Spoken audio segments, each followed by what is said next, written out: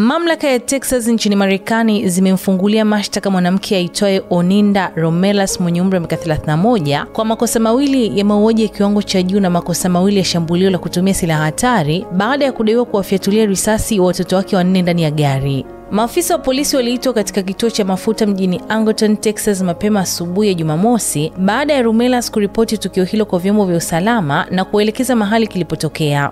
Polisi walipofika walikuta watoto wake wakiwa ndani ya gari wakiwa na majeraha ya risasi. Mvulana mwenye umri wa miaka 13 na msichana wa miaka 3 walithibitishwa kufariki dunia papo hapo, huku watoto wawili waliosalia, mvulana wa miaka 8 na msichana wa miaka 9, wakihamishwa kwa helikopta hadi hospitali jijini Houston ambako hali yao inaelezwa kuwa thabiti.